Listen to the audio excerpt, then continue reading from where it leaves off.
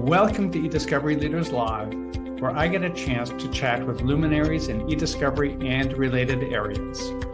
This broadcast is sponsored by Reveal-Brainspace, the industry's leading AI eDiscovery platform. Don't forget to subscribe to watch me, George Socha, weekly with leaders in eDiscovery. Thank you for tuning in.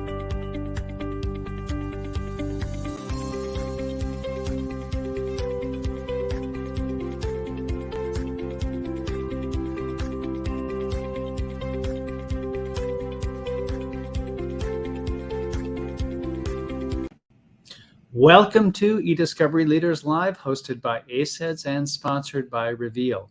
I am George Socha, Senior Vice President of Brand Awareness at Reveal. Each week, I host an episode of eDiscovery Leaders Live. I never get through this introduction without stumbling in some fashion, but each week I host an episode where I get the chance to chat with luminaries in eDiscovery and related episodes or areas. Past episodes are available on the Reveal website. Go to revealdata.com, select resources, then select eDiscovery Leaders Live. We are broadcasting live today from the Masters Conference in Atlanta, Georgia. Missing the mid-afternoon session for this, but we have to have our priorities. My guest this week and a fellow panelist from earlier in the day is Charissa Bass, who is Director Analytics and Machine Learning at KPMG. And I'm not going to go through a lengthy introduction because it would just be awkward with her sitting next to me right here. So instead, we're going to jump right into it. And I'm going to ask Charissa, please introduce yourself. Tell us who you are, what you do. Thank you. Well, yes, first, thank you for having me. I'm very honored to be a guest of the godfather of eDiscovery, as Kat likes to refer to you. So yes, I am Director of Analytics and Machine Learning at KPMG, as you mentioned. I lead KPMG's analytics team for eDiscovery. I have been in the world of eDiscovery for longer than I'd like to admit. Gosh, it's been like going on 15 years now. And most of that time, I think 11 or 12 of those years has been me focusing on analytics and technology-assisted review.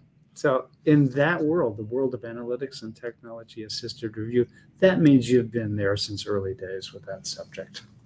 Oh, yes. Very early days. The early days of De Silva Moore. Were you involved in De Silva Moore, or were you like me, one of those people who read about it and talked with Judge Peck about it? Yes, I was like you. Okay. Yeah. Definitely had many discussions with Judge Peck about it. Yeah. How did you end up doing that? I mean, it was not an obvious path at that time. Getting into analytics, getting into machine learning? Yes. Well, I thought it was really cool and cutting edge. It was very sexy. And I was invited to join an analytics team. I've always been in the eDiscovery world on the vendor or legal service provider side of things. And that's because I started my career practicing law, quickly discovered I hated it, and was very happy to find myself reviewing documents as a contract attorney. And that was my entrance into eDiscovery. But yes, I was asked to join an elite team in my former life at my former company. And it was an analytics team. And they were developing the first technology-assisted review service offering. And so I got to be one of the founding members of that service line. And that had to be quite interesting at the time. Yes, it really was. Everything was like Greek to me.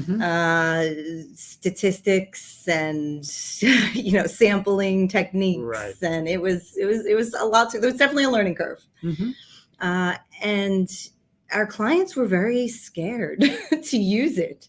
So it was a really formal process. We reviewed tens of thousands of training documents each time, with each project, just to get the model stabilized. So was that because that was what the technology required at the time, or was that because that's what the attorneys felt was necessary and that's what they felt comfortable with at the time? It was a little bit of both. We definitely needed a lot more training documents than what current algorithms require, for sure. But I think it was the majority of it was attorneys felt uncomfortable, so they wanted to be doubly sure that they weren't missing anything, and they were shooting for very high levels of recall. Okay. And then our validation process was very, very tight. And we had something called accept on zero. So What we did that could, mean? that meant, I know, right? It sounds cryptic. It sounds very, very high tech or something. Okay. Spy world or something. I don't know. Yeah, we tried to keep our nomenclature classy and high tech. We performed illusion sampling. We weren't calling it illusion sampling back then. Right. We just called it, Sampling. validation sampling or validation sampling. And we would not deem ourselves having passed the test until we didn't find a single responsive document in the sample. That's a very high threshold. Yeah. But it was a threshold that our clients desired and were comfortable with. So that's what we did in the early days. Very interesting we've come a long way. Yeah, so let's move up to today. What does I'm not sure your daily life look like is correct, because day to day it might vary quite a bit, but what does your regular work life look like? Well, let's see. In today's day and age, I'm leading my team. We call ourselves the Analytics Council. At KPMG. And so I do a lot of trainings with them, keep them up to date on case law and new technology. And we develop best practices and, SOPs for KPMG, and we constantly improve them. So that's part of my day-to-day. Also, I do manage and am client facing when it comes to, running analytics workflows. Okay. Those workflows have evolved, though, from those early days of traditional TAR. No more 10,000 documents to train. Definitely not. More like a handful, just to get some initial training, and then we'll jump into an active learning workflow. So way more user friendly and easy to implement, not a heavy lift. It also, my day-to-day encompasses using new fancy tools, as well as testing them, doing proofs of concept. And that leads me into announcing something you have to say. That's right. KPMG recently partnered with Reveal-Brainspace, and we now offer our clients the ability to use cutting edge analytics tools, as well as end-to-end e-discovery functionality from, processing to review and production. So we're very excited. I don't know how much of this you would want to or feel comfortable going into, but why Reveal? Who else is there? Seriously. Well, that's a great answer. I'm going to be really easy for you. No, because it's the truth. I mean, you became a powerhouse when, you acquired NextLP and, and then Brainspace, among the other acquisitions that have taken place.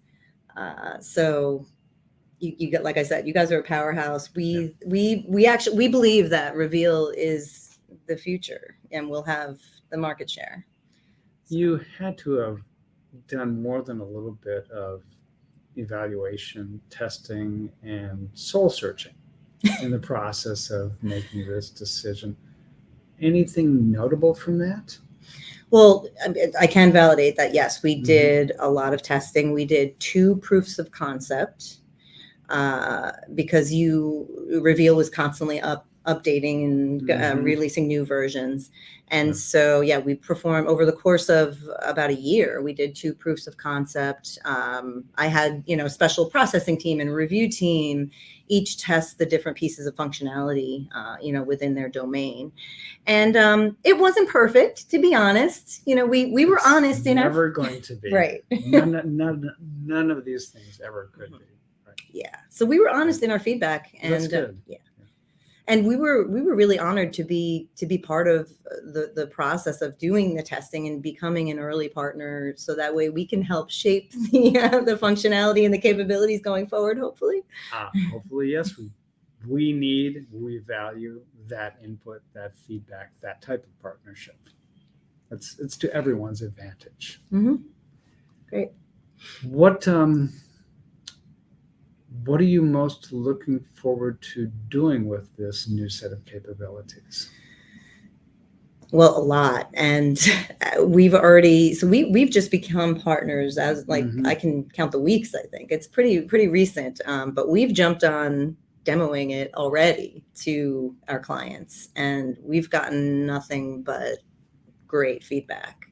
And we already have live client data in there. So I did a demo for a client recently, and they were blown away, specifically by communications analysis visualizations, with the sentiment analysis heat mapping. And then the other thing they were really excited about was the anomaly detection, and being able to see it that, with one click, what is in their data, what are the patterns that I'm never going to be able to see with my own human eyes, that I should know about, before producing this data, for instance. So we plan to do many things, and we're two things that we're doing currently. Okay. We are building our own proprietary KPMG model library, which is wonderful. We wish everyone would do that. I'm surprised not everybody already is. I think it takes a certain attitude. It takes a confidence in your own abilities.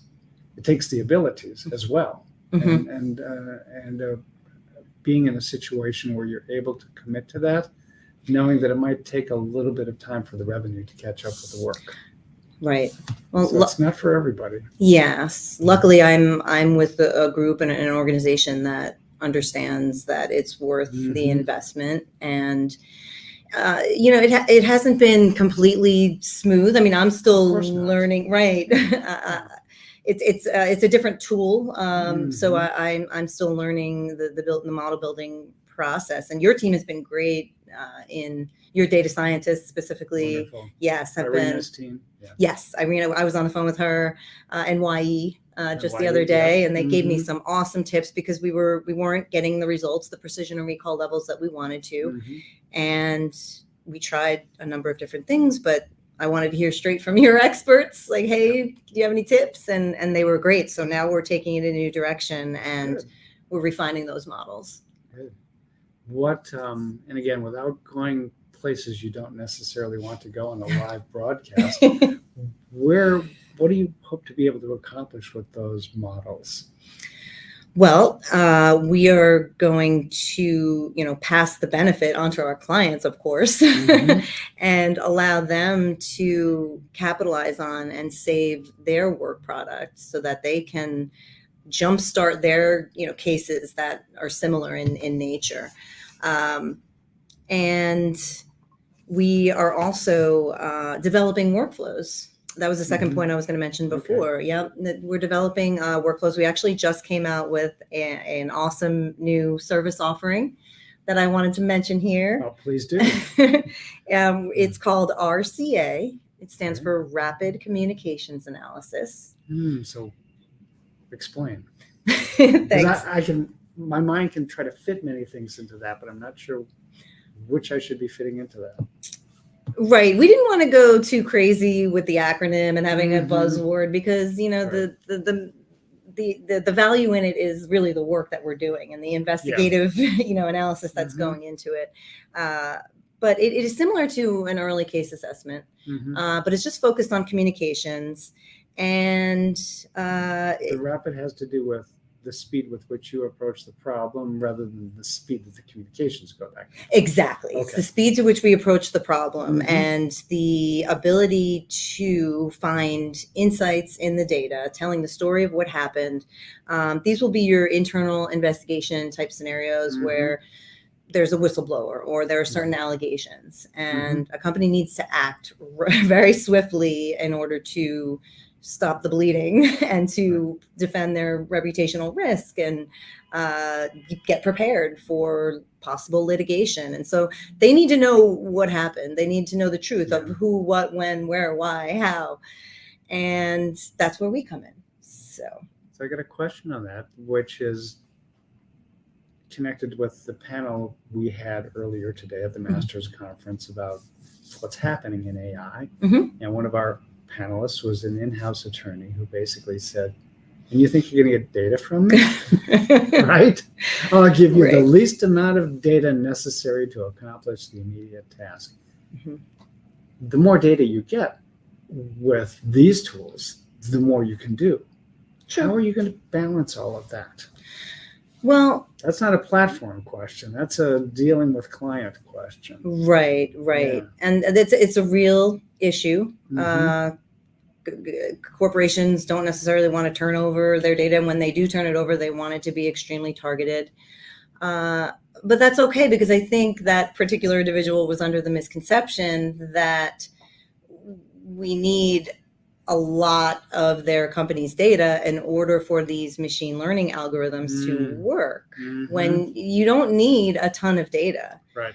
So I tried to reassure him on the panel that take what you know, take the limited target, use date ranges, search terms, target a limited quantity of data, load it into the system, and learn, use the analytics tools at your disposal, such as Reveal, to get to that point of knowing the story and who else was involved. And then from there, you can collect, additional custodians' data. So with this offering, RCA, I gather you start with a pre-selected tranche of data, narrower than you would like and wider than the in-house people would like. Yeah, of course, inevitably. Once you get that data, you've processed it and you load it into the platform, and then you start applying models. What does that piece of it all look like? Well, So initially, one of the pieces is applying those custom models that we've already begun developing. The next piece, we do have a team of seasoned investigators and folks experienced with these types of advanced analytics tools. But we will be leveraging Reveal, and Reveal is going to make it a bit easier for us and somewhat less manual. That said, it's the analysis is a bit of an art. The human is still needed. Absolutely. You can get lost in the tools. You can get lost in a communications graph or, a cluster wheel. So you really have to, you have to learn how to use these tools. Yes, exactly. And to learn from the client what it is that they're looking for, what they know so far, and then you can help them with the tools such as concept searching. You can help them identify the unknown unknowns, like things they didn't even know to look for. Will reveal themselves. I'd like to think of it as falling into two groups of activities. One, tell me something I don't know, and the other, find more like this. It sounds like you're focused very much on the tell me something I don't know side of things with this. Exactly. And so the offering will involve, complete analysis. It's not just custom models. It's, we'll be leveraging the communication analysis. We'll be leveraging sentiment analysis. We want to know. And so just if I may say a little more about sentiment analysis, it's not just positive or negative anymore. It's things that we're actually targeting, such as, different types of accounting fraud, where you want to know about rationalization. You want to know about pressure. You want to know about opportunity, in addition to positivity and negativity. So it's pretty amazing what what the tool can do and what it finds. So we're really excited about the offering. I couldn't help but mention it on this. Well, I'm glad you did. You've got quite a bit of experience by now working in this industry, working with AI in particular, and seeing the evolution. So let's share some of your thoughts about all of that. Sure. So yeah, as I was talking before, we've seen the shift from traditional TAR 1.0 to the more easy to implement continuous active learning, the TAR 2.0 workflow. I've seen more creative uses of technology assisted review and active learning. We many times will develop models just for key documents. For example, in a case, we pretty much apply active learning on every matter. Yeah, even if we're not using it to cull documents from the production, we will use it to maximize efficiencies for our clients. So is that, how does that work in terms of a client discussion? Well, I mean, as far as gaining the client's permission to do it, well, so you have to remind them that it's not a heavy lift to get started, that it's not like the traditional TAR where you need to turn over seed sets, thousands of documents in. With active learning, we don't even do a control set. There isn't a need for one. Right? Nope, exactly. And so that solves that problem of when you're trying to find the needle in the haystack and you've got a low richness population. Control sets don't make sense in that scenario. So so that's one thing, to remind them that it's not going to cost a lot or take a lot of time to set up. The other thing is showing them the results and reminding them that, hey, we are probably going to see, with a typical responsive rate of around 20%, if we are able to cull the population, it's probably going to be like at least half of the population. So that term, when you turn that into dollar signs going down, like that gets attention. Yes, of course. And it also must mean faster.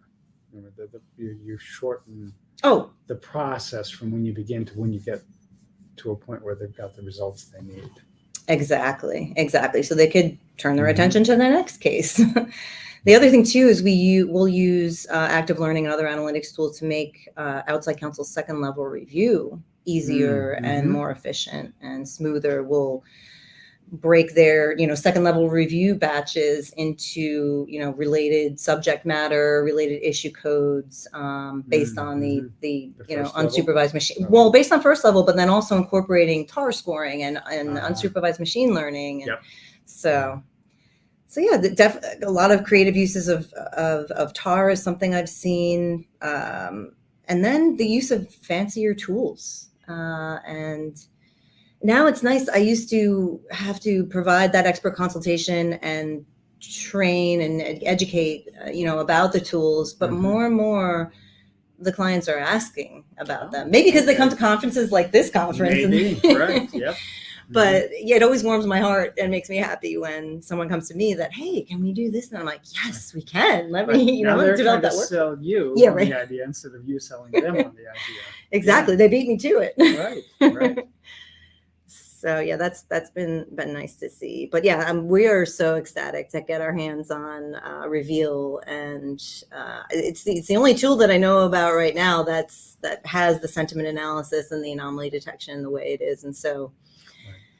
It's, I'm biased, of course, but I think that, so I'll try to step back and I'm sure you went through this. Just because someone offers, for example, a cluster wheel doesn't mean that all cluster wheels are the same. Some have more robust capabilities than others. We're certainly trying to offer the best of the best in that, but we don't know for sure. We hope we are. As you've seen the use of AI expand, and have you seen AI evolving? I'm thinking about the discussions from the conference earlier today. Where do you see things going in terms of adoption rate? Let's start with that, because we heard a bit about that today. Well, it's going to be greater. There's definitely going to be greater adoption. And I think it's going to happen as a result of being forced to use AI, because it's going to become a necessity if you want to give your client, good representation, a good defense, in order to keep up with your opponent, in order to tackle exponentially growing unstructured data, right? I mean, we all know about the internet minute and how much data is just going to continue to grow. Yep. It's impossible to have human eyes on every review, every document, like some people like to do. As you're talking with people, are you working primarily with law firms, with corporate counsel more often than law firms, with both, with others? What's the mix of people? It's both, I would say, both outside counsel and in-house counsel. More so outside counsel is the interface between us, KPMG, as a legal service provider, and outside counsel. Yeah. And then what sort of, so you said people are now coming to you. Sometimes. The capability, more often than it used to. Yes. Yeah. And the range of capabilities has increased as they come to you. What are they hoping you'll be able to do? They must have some idea of what capabilities. Well, they're hoping to delegate the low value work and the headache. Okay. So that it will free them up to focus on what's important and to focus on those high value tasks, the creative endeavors, strategy. So either we'll somebody like KPMG will come into the picture and either take that on, or we will help them and train them to be able to take that on themselves and make the whole process a lot less messy. Yeah. So it sounds as if it's not so much they're coming asking for a specific tool or a specific set of features as they are with some big picture objectives and hoping that you can make use of your skills, your experience, your expertise, and the AI available to you, all packaged together to help out with this. Yes, it's a big picture problem that they're coming with, but it's also what they hear about, in the industry and the buzzwords of, hey, can we use concept clustering and sentiment analysis? And many times they don't fully understand, what those things are. But I can come into the picture, or somebody from my team come into the picture and clarify and, advise on what's possible and what's not, and which tool is appropriate and which isn't. So I know you're in some ways established. The lights just turned out on us in this room. Spooky. Halloween's over. Well, maybe that's a signal to us that we need to wrap up. Maybe. Is it time? But I'll have us sit here in the dark for a little bit. These are not our offices. I don't know what to do. And with this one final question, which is, in some ways you've been working with these capabilities for a long time. In other ways, these are new to you. What are you looking forward to and hoping for as we all move forward? So in the what's next category. Well, we just hope to continue to keep, make our clients happy and bring them success and save them money, most importantly. That would be directly in line with what our in-house counsel colleague on the panel that was his said. One, goal. That was his goal. Focus. Yes. Yep. So, but that's what we're here for. So yeah, hopefully, that's what I want to continue. Okay. Well, great. Well, from obscurity now. Yes. Let's see. Thanks. Charissa Bass is Director of Analytics and Machine Learning at KPMG. I am George Socha. This has been eDiscovery Leaders Live, hosted by ACEDS and sponsored by Reveal. Charissa, thank you so very much for joining us today. Thank you. And for taking time from the conference to do that. Absolutely. Let's get back to it. There we go. Thank you.